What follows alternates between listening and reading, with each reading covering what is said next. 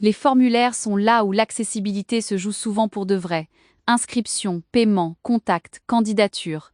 Placeholder à la place du label. Erreur floue. Obligatoire seulement en rouge. 3 frictions qui excluent. La thématique formulaire du RGAA pose des règles simples et exigeantes. Dans le RGAA, les formulaires ont leur thématique. L'idée centrale, chaque champ a une étiquette pertinente, les groupes sont clairs, les boutons disent ce qu'ils font, et les erreurs aident vraiment à corriger. Ce n'est pas de la cosmétique, c'est le contrat entre ton interface et la personne qui saisit. Regarde les 2 champs. À gauche, seul un placeholder email. Dès qu'on tape, l'indication disparaît. À droite, un label visible, adresse email, qui reste ancré, avec le champ clairement associé. C'est le socle du critère 11.1, avant même d'ouvrir le code. En code, c'est la même idée. Un placeholder n'est pas un label. Il disparaît dès qu'on saisit et il n'est pas toujours restitué correctement. Un label visible, associé avec for et id, reste ancré. Tu peux enrichir avec autocomplete quand c'est pertinent. Visuellement, un bon champ se lit sans devinette. L'étiquette est là.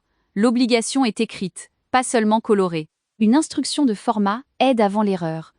Tu réduis la charge cognitive pour tout le monde, notamment sans lecteur d'écran. Les messages d'erreur font la différence. Erreur en haut de page sans dire lequel ni pourquoi, c'est un mur. Mieux, identifier le champ, expliquer le problème en langage simple, suggérer une correction si c'est utile et ne pas effacer ce qui était déjà saisi. L'utilisateur doit pouvoir finir le parcours, pas recommencer à zéro. Sur le rendu, la différence saute aux yeux. À gauche, un bandeau erreur vague et un champ en dessous sans lien clair. À droite, le champ est mis en évidence et le message dit quoi corriger avec un exemple. L'erreur devient une aide, pas un mur. Avant de livrer un formulaire, vérifie, label visible et associé, groupe cohérent, boutons qui disent l'action, erreur localisée et actionnable. Si tu ne coches qu'une case, commence par les labels, c'est le levier le plus rentable. À retenir, labels visibles, instructions claires, erreurs utiles et un test clavier plus lecteur d'écran sur le parcours complet.